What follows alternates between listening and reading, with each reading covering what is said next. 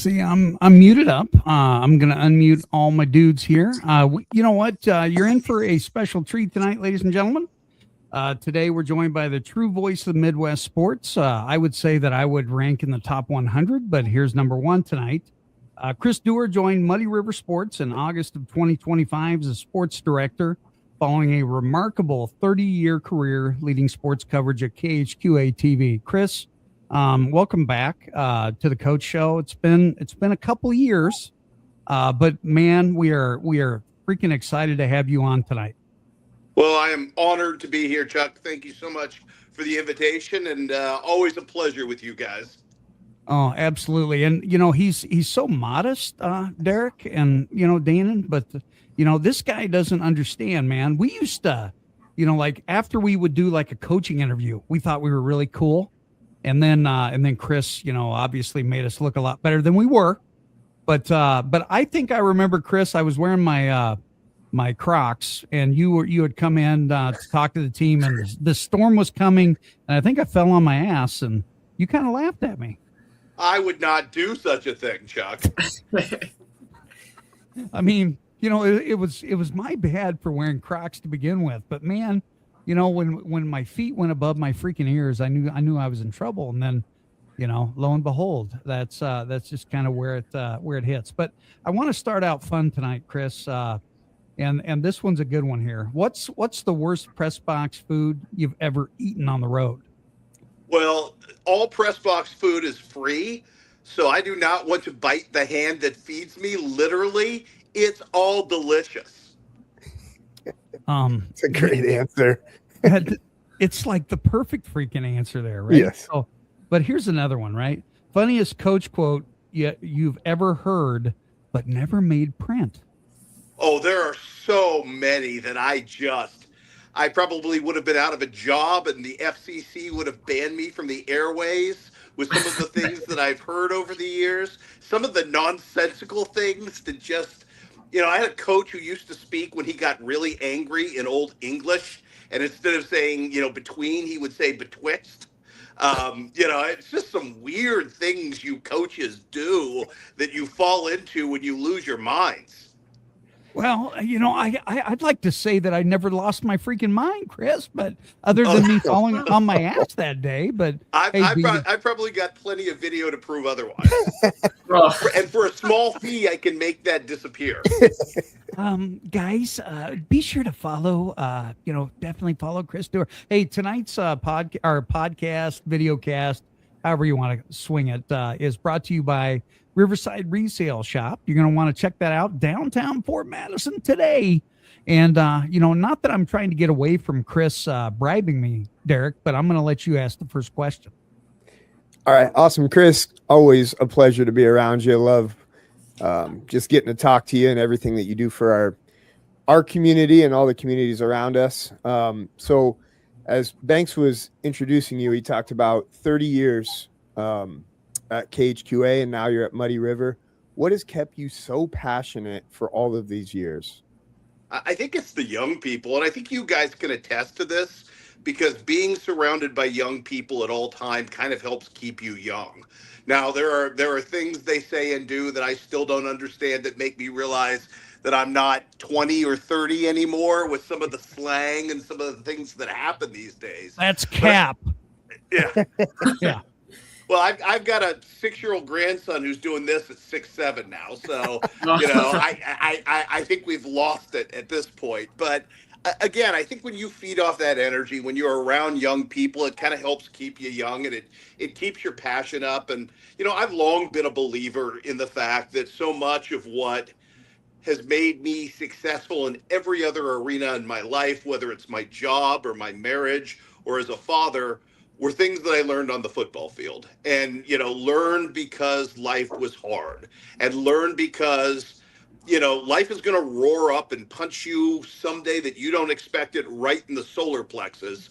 And some of the toughness and some of the resilience you learn from football has always served. So I think the mission that coaches do, that we all serve a hand in, I think that's a really vital part of not just extending the sport, but extending the culture of success with our young people. So it's easy to be passionate when you see the work result in great kids. And, for me, it's always been when I was on TV and now in a different arena, it's always felt redemptive. It's like you talk about for the first 20 minutes of a newscast, all the bad things that are happening in our community and our society. And then I get 5 minutes, or now I get unlimited canvas, which has kind of been the nice thing of going off of television and being able to tell long form stories that allow me to celebrate that. And when you're talking about positive stuff, I mean, I think that vibe catches with people. So that to me has always been the fun part of all of this.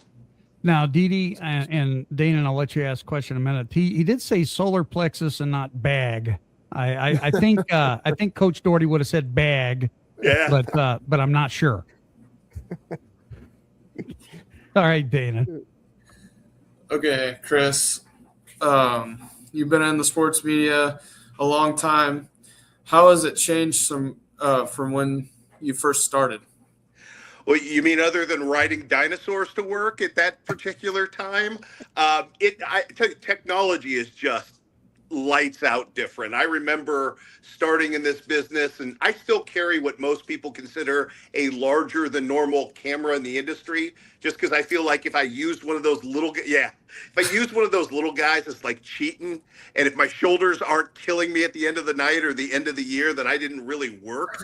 But back in the day, we used to have a camera that was the size of a car, and then you had another like apparatus that had the big giant tape in it.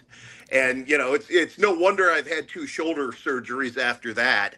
But the technology has changed everything. It really has. There's an immediacy to the way we can deliver things now that we couldn't. I remember we had a kid who was at Culver Stockton. And we also had a kid from South Shelby High School over in Missouri. Both were playing in NFL preseason games, and they actually both made it into the game. And in fact, Ron James, who played at the University of Missouri, who's from Clarence, Missouri, actually scored a touchdown for the Pittsburgh Steelers in an exhibition game. And we were super excited. And it took me 3 days for them to mail me the physical tape to run that highlight on the air. And now we just zip everything via WeTransfer or email. I mean, it's really made the job so much easier. Social media has helped a ton. I don't have to call people up on a Friday night looking for scores anymore. They're all over Twitter or X or whatever we're calling it these days. So, the technology has changed things immensely. And it's kind of kept me, I think, and I'm not really a tech savvy guy to begin with, but it's kind of kept me having to work to get at the front edge of all of this because things change so quickly with the industry and with the technology and, how everybody battles now. So that's kind of been the biggest change of all, is just how much technology has changed the world, the job, the business, and, even in small market local sports. Have you ever, tripped and lost your camera or anything like that? More times than I care to remember. I've been run over. There was an official who ran me over, and I swear that guy must have played in the NFL because I didn't get hit that hard in my life. I'm standing on the sidelines. I don't see this man, and he must have been probably 5'7", 250. But man, could he move. And I went flying on the sidelines of a college game. I held on to the camera, and I don't have great hands. I was an offensive lineman, so I was proud of the fact that I maintained the camera in my hands at the back end of this, Coach Banks. Did the coach cuss at you? No, but the official did. He didn't like running into me any more than I liked him running me over. Oh my God. I didn't know that Duerr would have to have a get back coach, Dee. Yeah, no kidding. Craziness. Nice. It is interesting, that, the more I dive into this, covering sports thing. And I do get, I got like the biggest follower that I have, Dee, is Chris Duerr. Sorry, you're not even in the top 10, dude. Sorry. It's just the way it is. All right, Dee, take it away. Yeah. So Chris, growing up, I didn't watch cartoons. I watched ESPN, and I just thought, man, this is awesome. Thought maybe that's the route I wanted to go for a long time, and ended up obviously not. But what is one thing or two things that young people in the business misunderstand about the profession? I think there's a couple. I think people think it's, you just show up and you call highlights and it's just organic, and how much of our workday actually, when I was on television would, it's like 8 to 10 hours to make 5 minutes, and how that part of the process gets lost. It's like for you guys, you just don't show up on Friday night and play. There's advanced preparation. There's planning. There's the meticulous back and forth when the plan you set up doesn't turn out quite like how you thought it was. And, the equivalent for us of you guys running into a coverage maybe you didn't practice for all week. And, something changes in the way our dynamics go. So I think people just assume it's really easy to do that. I think there's a lot of people who also assume that, behind the scenes, it's a lot more glamorous than it actually is. There are a lot of nights where it's making sausage in the slaughterhouse. You get something on the air, or you get something to your website, no matter how you do it, by hook or by crook, and 10 minutes earlier you're screaming or yelling and covered in sweat because you're trying to make something happen, and then you have to go out and be composed, which always I'm a little surprised all these years I've made it through all of this without actually having a heart attack behind the scenes. And if you did, you probably would just suck it up and deliver the sports anyway, because that's kind of the business. So I don't think people understand the preparation, and I don't think people understand the degree to when they go into this business. Yeah, there's nothing better in the world, than covering sports and being there as part of it.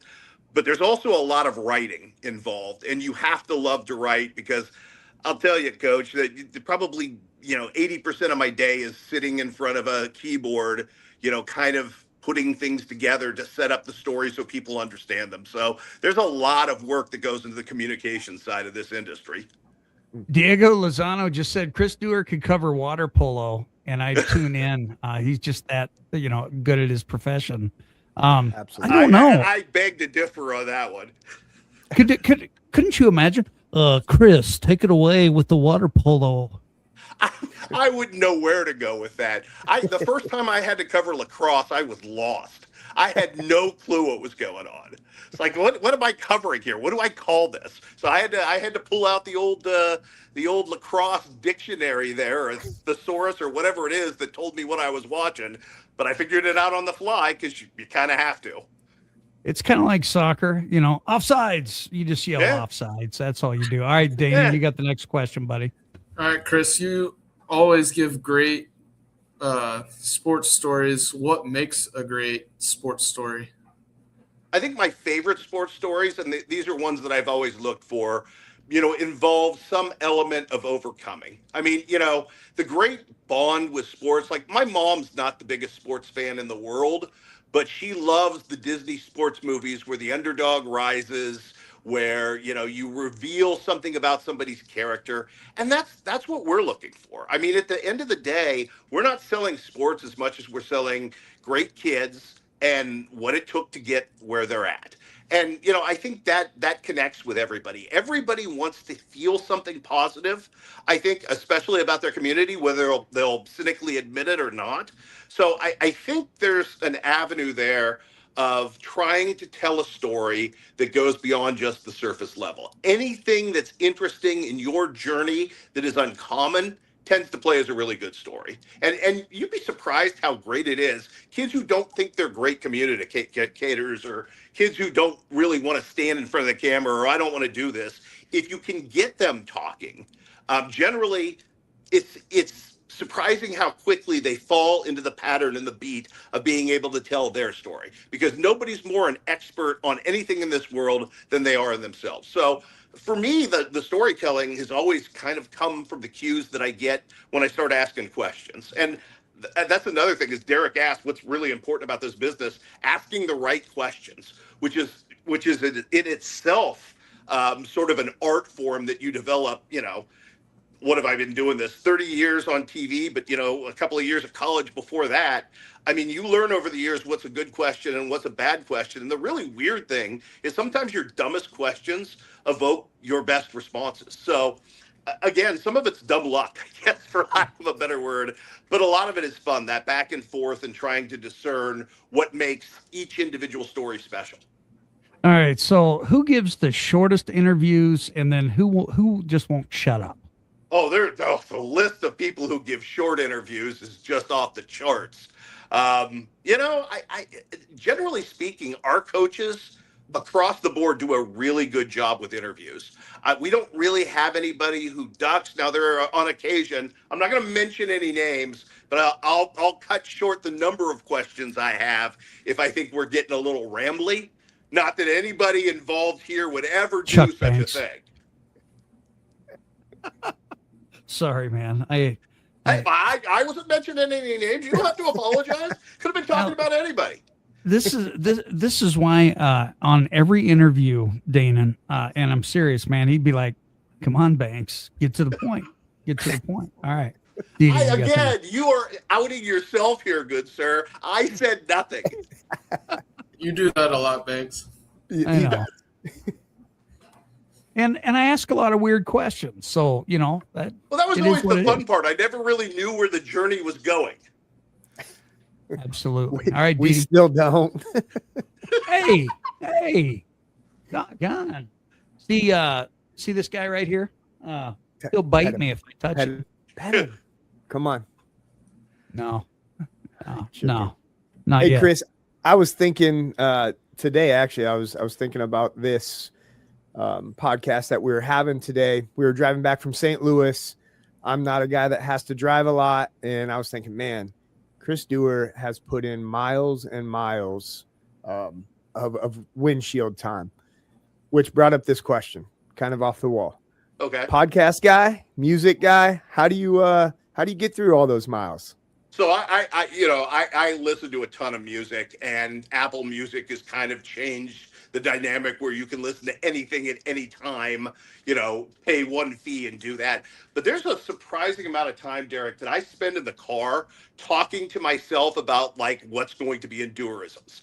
And I'll have the recorder on just so I have ideas when they pop into my head. There's an inordinate amount of, windshield time that's spent talking out ideas for columns or stories because I am in the car so much and there's not an office and you really can't type while you're driving or do anything like that. So I've become, voice to tape guy.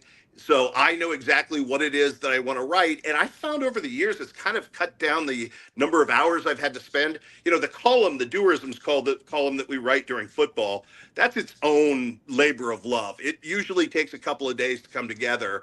But if I can do voice to tape, I've got that. I just have to edit myself. And that's helped a ton. But I'm not a big podcast guy unless I'm like on vacation and I can sit down and enjoy it. Or, we drive across country every year to go see my parents out in California. So we'll do podcasts then. But for the most part, it's either music or me yammering to myself, which I'm sure evokes more than a few people looking at me and wondering who the weird guy is in the Jeep who's talking to himself the entire time. Well, as long as you're not answering yourself or, Fair point. All right, so that the fine print's really low. I can see Ryan Bowen on there. Didi, you're gonna have to read it. Yeah, so it says, I grew up watching Chris on KHQA News. Some of my first and best sports memories were watching Ryan Bowen play at FMHS. Was Chris around for any of that or on the news yet by that time? I was not, although I met Ryan when he was at Iowa because he was back from Fort Madison games and got to see him play. He played an all-star game in Southeast Iowa, which was the first time I got to see him live. And, that was really cool. And we obviously knew, I guess I was here for, I think, his last 2 years in college. And then, as luck and fun and happenstance would have it, he spent a period of time out in Sacramento as an assistant coach in my hometown. So it's kind of funny the way things kind of turn around. And, I remember him being there, I think this was the Bigler era, that there were a lot of really cool things. And he was always back for that, which I always thought was really, really cool. And, that connection was awesome. So yeah, got to know Ryan just a little bit, but what a great talent. Wish he would have been here for his high school days. I think that would have been something very, very special to watch. Now, when you were at the University of Missouri, okay, yes. Were you there to cover like the infamous fifth down? I was there for the fifth down. I was not on the camera for the fifth down. I was back setting up. We had like the University of Missouri journalism school has like 8 kids covering one game. So my job that night as a relative rookie was to set up the tripod in the back for the post-game press conference, having no idea how big a press conference that was going to be. Now, take us back to that press conference. I can only imagine the sparks that were flying. Oh my, yeah, it was one of the most insane things because it was just such an infuriating miss. And I mean, it probably has to go down as one of the biggest officiating gaffes, period, in the history of college football, if not football writ large. And, I just remember the raw emotions in that room more than anything else. And my goodness, and the questions never stopped that night. I'm a Cub reporter, rookie guy, just hoping not to screw anything up because I know what's coming over the press conference is pure gold at that point.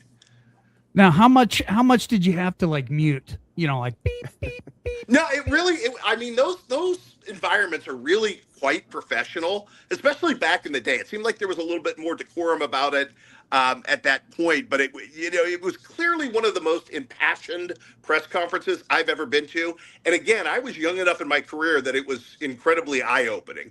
Now, I had some times I will tell you that I watched Norm Stewart blow up after basketball games at reporters, at rookie Cub college reporters particularly. And, that kind of gave you the incentive to ask really good questions as well, because you didn't want to be that guy that Stormin' Norman blew up at a press conference in front of all your friends and colleagues. The closest that I think we could get to that, DD, would be like to ask the Brands brothers, why are you guys performing so poorly? Man, I would not want to be the guy that asked that question. Huh? Nope. All right. So, Danon, you got the next one, buddy. All right. Why did you decide to make the move to Muddy River Sports in 2025? I'm tending to get that question a lot these days, and it really kind of has changed a lot of my life this year. It's the first time in 30 years that like my viewing area isn't what my viewing area used to be. And that's nobody's fault. That's simply a credit to the fact that Muddy River is in its 5th year of existence and we're growing slowly. And they made a major investment to bring me in. So the idea is to stage it, prove we're successful, which I think we've had a very good first year so far, and continue to grow as best we can to kind of get back to where we were. As far as me, the dynamics of the place that I had worked, I have no problem with anybody that I ever worked with at KHQA. Anybody who was ever in that building from the management standpoint down, phenomenal people, love those people to this day. I can't say the same for corporate ownership and some of the changes they've made with that enterprise. And after 30 years, I felt like I had earned the right to do sports in my market. And their decision to take KHQA and KTVO and just jam them together into this inelegant mix of 2 markets where you're not giving either market the coverage that they got before was infuriating. And the strange thing about television is I just can't quit. I don't have that ability because of my contract. I can only leave when my contract is up. So I knew for 6 miserable months that I couldn't do this. It was the first time in my life that my job, which has given me such joy for 3 decades, was joyless. And, maybe it's selfish on my part. I don't know. I just didn't want to share my time. And I felt like, I feel like most nights, even, and KHQA was always incredibly generous. I'd have 10 minutes on a Friday night. I had 30 minutes on Saturday night with overtime. And all I did was talk about our area. And at the end of the week, even on the best week, I felt like we didn't get to everybody. I couldn't do all the things that I wanted to do.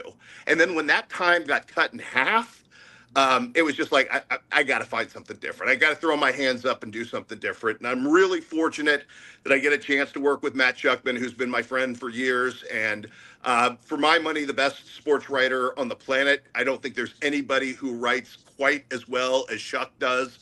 I mean, this is a guy who can summon whole galaxies of emotion from a 5 5-word sentence. And I've never seen anybody like that. And getting to work with him on the daily now has kind of been energizing on that front as well. So again, I have no hard feelings to anybody that I used to work with, or, I want those people to succeed, but I also know that, corporate has done them an incredible disservice and put some handcuffs on them. And, I'm too old. I'm too long in the tooth in this business. I've worked too hard. I wasn't going to go down with that ship. Well, tell Shock that Dog Pound will take care of this northern section. Anyway, no, did I say that out loud, Dee? I heard you say that out loud.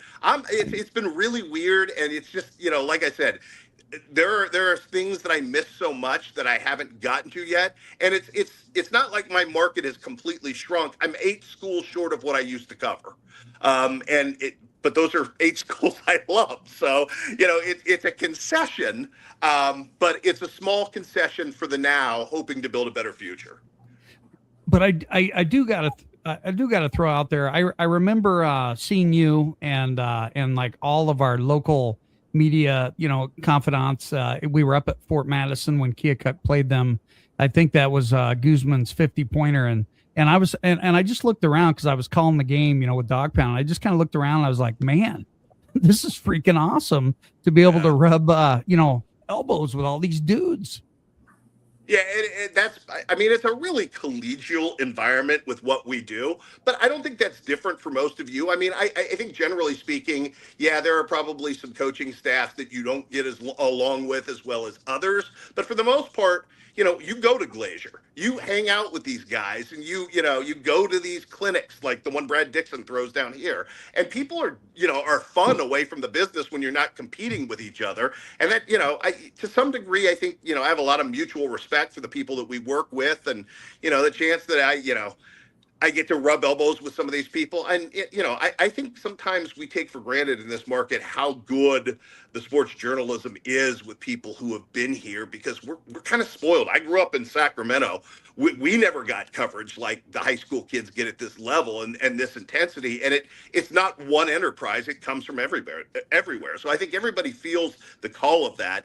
And you're right, Chuck. It is cool to be in that, kind of in that fraternity, because everybody is such good people. And I think we all have kids' best interests in mind when we go to work here. And there's nobody in this market now doing this job that, I would think would ever do anything to harm a kid in any way, because I think we've got really good professionals here, intentionally, or unintentionally. I think people understand it. They understand the difference between this and the NFL, and, criticism, and, being 18 years old versus being, 27 years old and getting paid millions of dollars to do it. I think everybody understands the dynamics here. So we do have a good group of journalists working this entire area. Now you get to know these all your coaches at a very ground level. Yeah. What's it like when they're they're being cut loose, or they go to a different job? Does your stomach get turned up in knots sometimes? It does. It's hard because they're friends. They're professional friends, but they're friends nevertheless. And you have working relationships, not just with the head coaches, but I've always prided myself. I've had great working relationships with assistant coaches across the board. And I know how important that is. And honest to God, it's kind of self-serving as well, because some of the best tidbits and information I get going into a season come from the assistant guys who pull me aside. There are places where, there are pools going, okay, who should be my preseason pick to click before anybody knows about them. So I'm not a genius. I rely on the information that's coming from the inside of your programs to tell me this stuff. So, but yeah, they're friends. They're people that you root for at a personal and professional level. And when people get fired or when they move on, it's incredibly hard, because that's a relationship that kind of changes. And you may not see that person in the same way, because when I'm going to practices all the time, we're hanging out, we're checking in on each other's families, we're doing that kind of stuff. But when that ends, that it's like moving on in life in different directions, and you don't see those folks as much. So yeah, I do get that way, and particularly some of the things, and I'm going to say this because I'm probably preaching to the choir here, but a lot of the things that go on now with backdoor politics and school boards and things that happen that are very motivated by personal interest rather than the best interest of the kids writ large. Those things are really hard to watch, and see friends who are in the industry get chased out when we think they're doing a very good job and somebody else's agenda has come into play. Happens all the time. Now, Dee Dee, Everywhere. this is why every time that Chris sees me, he runs, because I like waste his time sometimes. But anyway, it's my ADHD, man. It's just what it is. All right, Dee Dee. Welcome to the club, buddy. I suffer from it too. So, Chris, you kind of touched on this, and I could feel the passion right away. So I want to go back to it. You've covered thousands of games, obviously. What makes high school sports so special? I think for me, Derek, it's a couple of things. One, it's the sense that it's more than sports. It is a community gathering. In the old days, like the Greeks had the agora, where everybody kind of came together, and that was the only place you could shop and meet and be with people and get what you needed. But there was something collegial and connective about that. And in a society where we're increasingly driven away from one another, because social media is kind of made things less personal in this world. I think we need that. So, to be able to go on a Friday night and to feel a community pull together in one direction, nobody's politics or religion or anything matters at that moment except your love of, in this case, the Bloodhounds. It all pools and brings us together, and we need more connectivity. I also think it's really cool. I cover 3 states. I think at one point we were covering 48 football programs, and God knows how many boys and girls basketball programs. But when you're doing that, every single place you go is different. There is something different about the community. Each community has its own unique source of pride. There are places that are cross-country communities. There are places that are wrestling communities. There are places that are tennis communities. It's really neat the way people get into having a reason to puff their chest out, regardless of what that reason is. And sports obviously is something so visceral and fun for us to be in the stands and root. But I love that pride exists in other areas and other arenas in the schools. I mean, we've got some great fine arts high schools in our communities, and some of the plays and musicals that get put on. I mean, I know that over in Missouri, we've got a couple of nationally recognized FFA schools that every year go and win national championships. And what a source of pride that is to the community. So I think, Derek, at the end of the day, it's all about the pride and that good moment that people get to stand up and feel proud of where they are, where they're from, the kids in their community, their neighbors, their friends, kids, whatever it is. I think everybody feels connectivity to it. And again, I'm a firm proponent in this day and age that the more connected we get, the better our chances of not tearing each other apart are in this world, which all we got is each other at this point, and for all the divides that are thrown out there, we got to find some connectivity in this world. Absolutely. All right. So I'm going to throw this up there. I can see it a little bit better. Scott Meller says, anytime that you saw Chris with a camera, it amped everybody up just a little bit more. And I'm not going to lie, man. When I saw the cameras, I didn't cuss as much, Derek, as a head coach. I didn't throw things. I mean, he really brought out the positives in me. Yeah, absolutely. I'm humbled by that, because I know what your inclinations might have been, Coach. What is he doing? If I could have any hand in your betterment in this world, I feel like I've succeeded. We need to have you just tag along with us all the time, be around Banks. It'd be a freaking blast, but oh my God. I wouldn't want anybody following Banks around. I don't know, man. I don't know. I think we need to get Chris and Shuck on at the same show. That would be well, awesome. Yeah, and then we could follow you around. And you want to talk about reality TV? My God, the people that would watch that disaster. They'd be like, "Oh, gee, what's Chuck up to now?" No, they wouldn't. They'd be like, TMI, right? TMI. All right. Is sports media too soft on star athletes? At the professional level, I think it's gone the other way. I think people are now in this day and age, and I've heard some horrendous takes in every sport from, national sports media about the way, it's very attack oriented. It's very shock jockish anymore. I can't watch some of the stuff that's on ESPN anymore just because we'll say nonsensical things just to get reactions. And, that stuff is not sports journalism to me. And I am not a big fan of the whole first take style of things that are out there. And I say that respectfully because, one of my proteges and really good friends works at ESPN, and Tyler Fulgham, who I'm proud came out of our community and came out of KHQA and has gone on to big things on the Daily Bet there and hosting some sports center. So I don't speak ill of ESPN, but I don't like that part of what they've done to change the tenor of sports journalism. I have no problem with being critical of an athlete who's being paid a lot of money, who's not performing in a way that shows effort or passion. I have no issue with that. But when we start throwing up BS takes about this and that have nothing to do with what we're seeing in the field of play, that bothers me. And I quite frankly have kind of turned off the dial on that, and will do other things. And, and there are still a lot of folks out there who are doing sports the right way. I get up anymore and, I watch the Major League Baseball Network morning show because it's done so well. With DeRosa and those guys on there, that I think they do such a great job, just talking the nuts and bolts of baseball. So I've kind of gravitated back to something that's a lot more, I guess, concrete rather than opinion based in what I like to see as a sports viewership consumer of journalism at the national level. Okay, greatest NBA star of all time. Come on now. For my money, yeah. I mean, I think it's Jordan, and I don't think there's.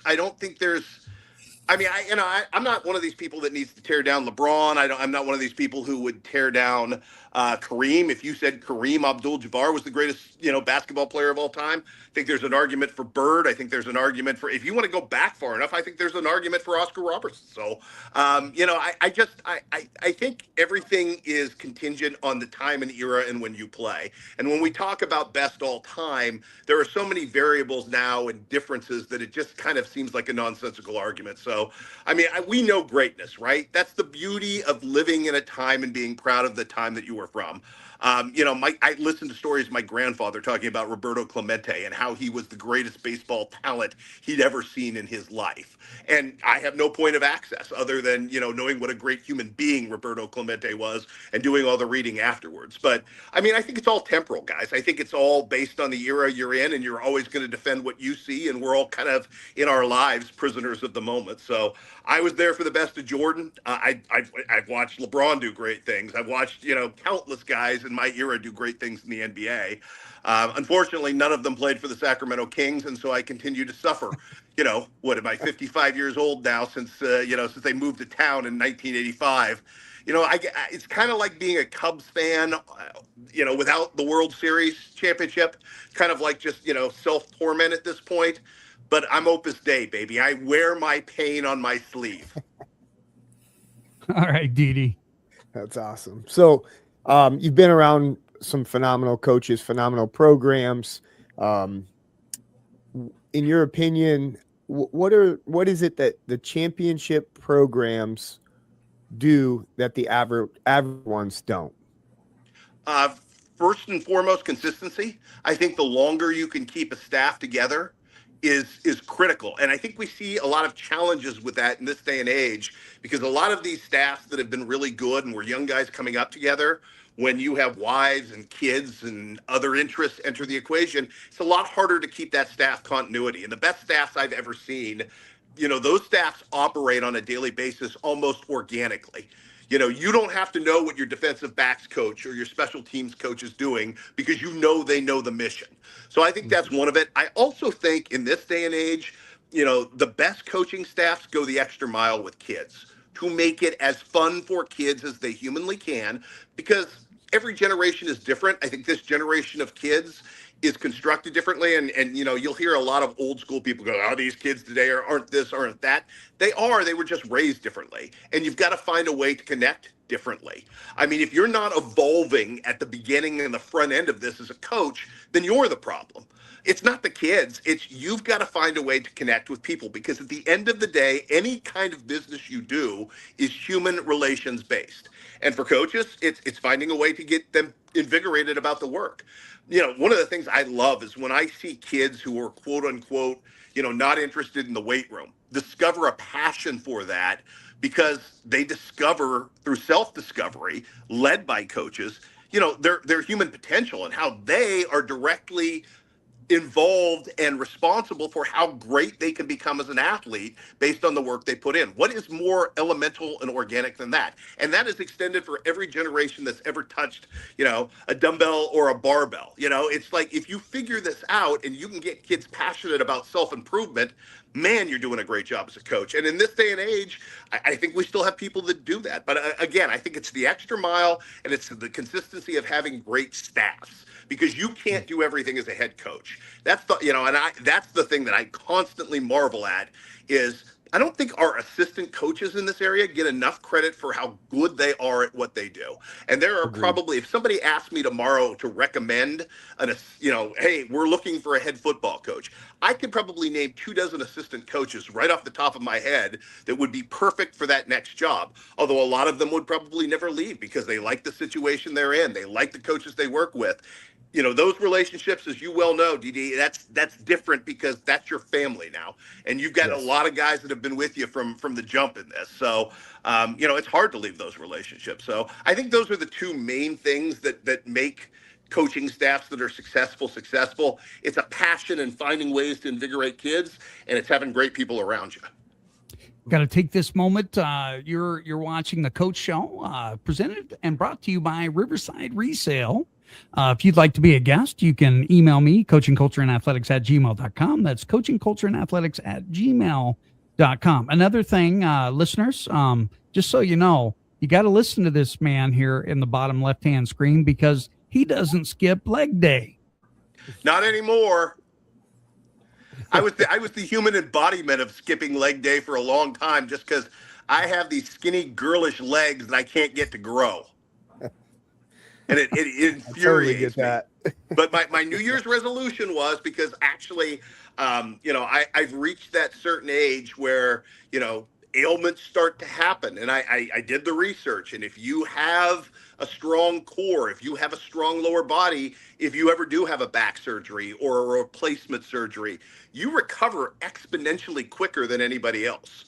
So, I think, and I still love going into the weight room. It's the one place, it seems like you can rid yourself and divest yourself of stress really quickly. I can't throw away around the weight that I used to back in the day, but I can still do enough of it where I feel like I'm young and more vital than I actually am. So, so yes, but I am not skipping leg day anymore. This is my New Year's resolution. And so far, so good, but it is miserable, and squat racks and hack squats are just awful. Speaking of leg day, Coach Cowboy, what's your next question? From your perspective, what does a healthy program culture look like? I think it looks vibrant, and that it can look that way in a lot of different ways. But if there's energy within what you do as a coaching staff, that's tangible and palpable. And you can't. I got a great piece of advice when I went into this business, and I actually moved here. My mentor in this business is a guy by the name of Rod Smith, who's been doing sports down in Jefferson City, Missouri, for almost 40 some odd years now. I think he's closing in on like 47, 48. And one of the things he told me when I came here was, hey, I don't care if you plan on staying in Quincy, Illinois for 6 months or the rest of your life. Where your feet are is home, and if you try to fake that, if you're not genuinely involved in that, if you don't feel that and act that way, viewers will know. Everybody can smell a fraud. Like you can't fake it and you can't hide it. So you better be passionate about where you are at that moment in time and live it like you're going to be there forever and like it matters. And I think that's the same thing with a coaching culture. Your vibrancy can play out a number of different ways, but you can't fake passion for kids, and you can't hide passion for kids. And we know when you love your players and when they matter to you. And it's the smallest betraying actions that you may do. Pulling a kid aside who's struggling during a practice. Maybe, a head coach who actually, walks down to the third string guy and just says a few words in his ear, or compliments him after a particularly strong practice. Scout team guy who has a great day. I mean, those are the things that you have to celebrate victories in this world for kids. And you have to keep them engaged, because negativity in this generation does nothing. And if you're not celebrating that, then you're going to fall apart from the bottom out. You have to have all of those layers of your team engaged, involved, and passionate. And that to me is the indicator of a great coaching staff. Is you can see the level of scope and involvement of your vision, how much you're paying attention to the smallest details, because those smallest details are kids whose lives are being impacted and kids who are devoting themselves to you. So to me, vibrancy is huge. And, again, there are days where we all want to, tear our hair out over this missed assignment or that missed assignment. Or in my case, things that go badly behind the scenes at a television station. Clearly, the scalp didn't last very long. But, you can't fake the love of what you do. And I think kids feed off that. So to me, that vibrancy is key and critical in establishing a great coaching culture. Now, I see it all the time, and I want to make sure that you give shout out to that grandbaby, right? You spend a lot of time with that baby, and yeah, I'm gonna guess that this new move has also allowed for more grandfatherhood, right? It has actually went to my, what is it? Probably my third youth basketball game, and they're not very good at dribbling yet.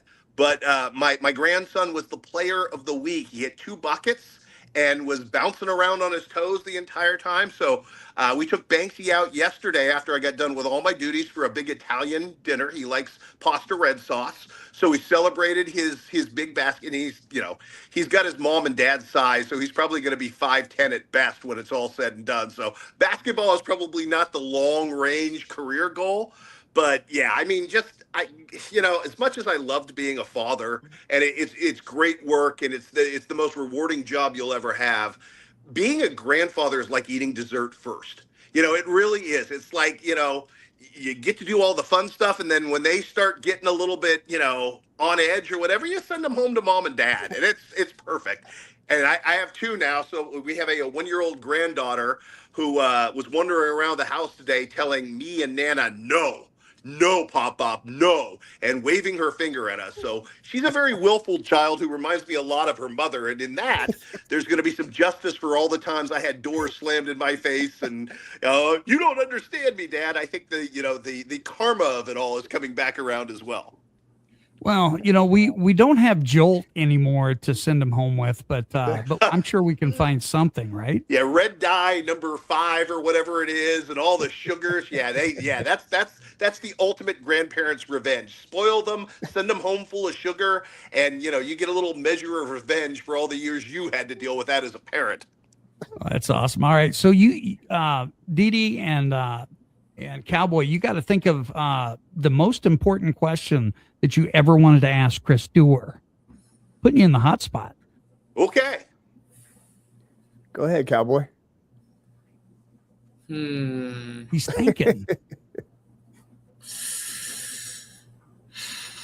What is the most underrated sport that you've covered? Underrated sport that I cover that I enjoy covering. There are a couple.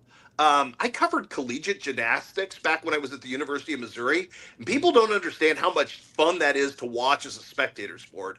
Because it was a super high level sport. And the University of Missouri was always really good at that. And the things that these girls can do that, we watch them during the Olympics or whatever, but when you are right there and they're, going across the floor exercise and flipping all over the place, that's pretty cool. I've enjoyed covering bowling in Southeast Iowa, to be honest with you, because it's such a unique challenge with how you shoot it. And I'm to the point where I've shot everything pretty much in my life. I like things that are hard that kind of challenge me with a camera on my shoulder. So bowling has kind of been interesting and fun to do over the years. I've always been a wrestling guy because I was my little brother's pinning dummy. So I think wrestling is probably highly underrated outside the state of Iowa, where it's religious and a religion in its own right. But I spent a couple of days this week down at the state wrestling meet in Missouri, and I don't know that it's as well done as Iowa's or Illinois', but it's just a fun environment. Heck, I like cross country. I like the fact that there's a culture that's built into the cross country folks, and they all run up afterwards and congratulate each other. And the person who finished first waits around for the last person to finish and applauds them coming across the line. So there's really not a sport I don't enjoy. You just have to find ways to modify your enjoyment and seek joy from it. So I like it all, to be honest, except I can't shoot tennis very well, so that's probably the one that I struggle with. Are you ready for women's flag football, Chris? I'm actually kind of excited about this. I got a chance to kind of talk to some friends. Mark Grounds, obviously, down in Jacksonville, who was heading up the program at Illinois College. I'm excited about this. I'm excited about what girls wrestling has done for girls who were cut out of a certain loop in sports. If you didn't play basketball in the winter, what were you going to do? So I like these ideas of bringing more people to the fold through athletics, whether it was, high school girls wrestling, which is blowing up now. The really weird thing with girls wrestling was we had like a top end and we had a bottom end and we had no middle. And now we're starting to get a middle of kids who are a little more skilled, and it's kind of fleshing things out. So I think we're going to see the same thing with flag football for women. It's a great opportunity for an underserved group of athletes who never really got their moment. So I'm super excited about this. Derek, I have my big question, but if you want to go first, I'll let you. I'm ready. But if you want to jump me, go ahead. Nah, I don't want to jump you. That might make your wife mad. Jeez. Sorry, guys. I had to. He has to. Yes. All right, Chris. So my question is, I watch a lot of sports, and I'm a sports nerd. I think that you are the best, and that's putting you with the guys that are on national television, everything. I just think how you go about things, your eye for a great story is unmatched. I know that you've probably had tons of opportunities. What has made you stay in this area? I mean, you're from California. You could have gone home. What has made you stay in our area? And we're thankful, by the way. But what has made you stay here? You're incredibly kind, Coach. I think I had to prove to myself that I could go somewhere before I could stay. And 2 years into the job, I got a chance to go interview for a job in a much bigger market. And I went down there and I aced they make you do a fake sports cast. And they could have been lobbing grenades at me. I was catching the grenade, putting the pin in, and ad-libbing my tail off. And at that moment, I realized that, if you go to a bigger market, it's not like the teleprompter is like suddenly in Cyrillic. It's the same job. It's not any more difficult. But they offered me the job on the spot, which was very validating at that particular time. It meant this thing that I had chosen to do, I must be pretty good at that point, if they're willing to hire me from this pool of 100 other applicants. And then they told me that we only do 2 minutes of sports. And I'm like, I can't say hello in 2 minutes, Derek. Me. I have too much passion to be bound up by those kind of restraints. And I started looking at what I had and the fact that here, if I wanted to do 10 minutes of sports, this culture loves sports enough that it justified it and it paid for it and it made my employer money. And my employer then, by extension, because I was making them money, gave me the freedom to do whatever was next to make them more money, which allowed me to fill my passions and their bottom line.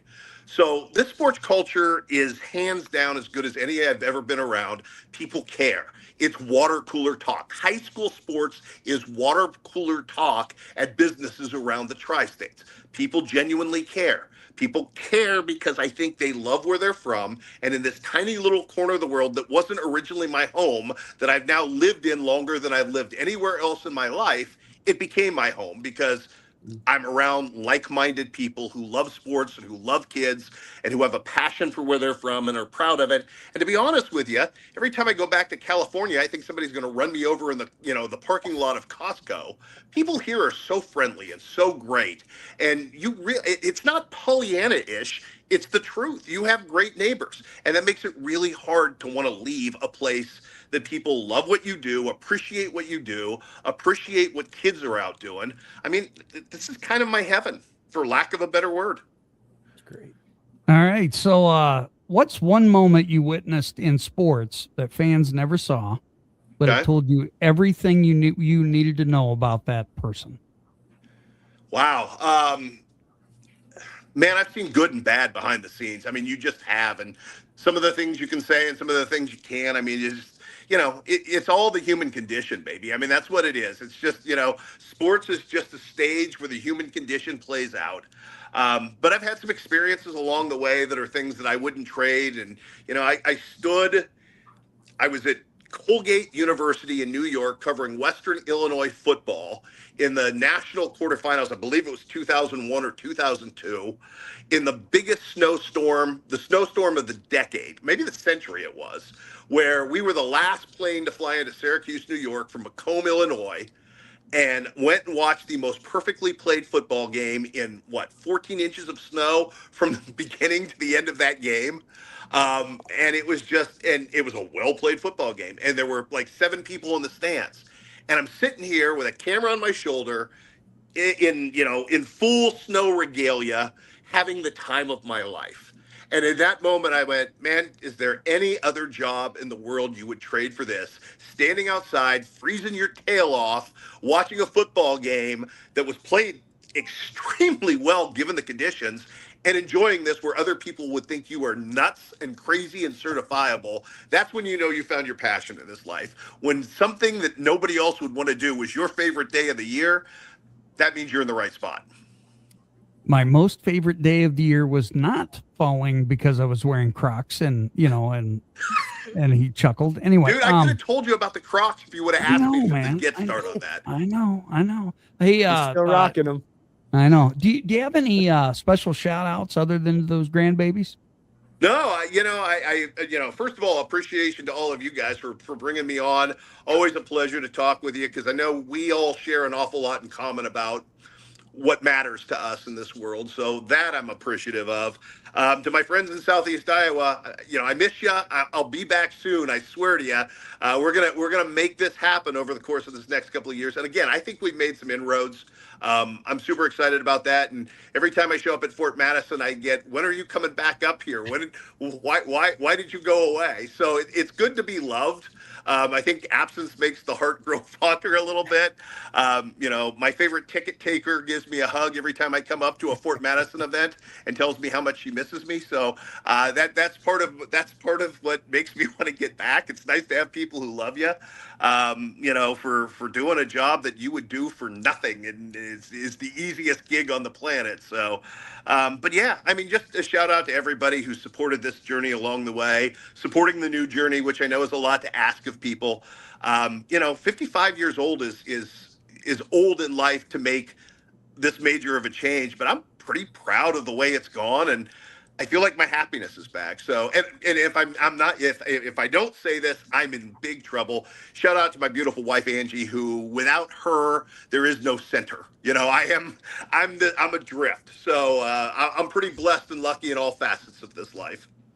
Dee Dee, what's up with all these 55-year-olds that make me look old? I don't know, dude, man. I don't know. Hey, let's see. Thanks, Chris. We appreciate it. Stay on here just real quick. Absolutely. If you would like to be a guest on the Coach Show, you can email us, coachingcultureandathletics@gmail.com. That's coachingcultureandathletics@gmail.com. We hope that you have an amazing week. And then also, I do have to throw out there, I think Mama Doherty thought we were live 2 shows ago. But on Sundays, I kind of amp these babies up, and you get to watch them all day long. Hope everyone has an amazing week.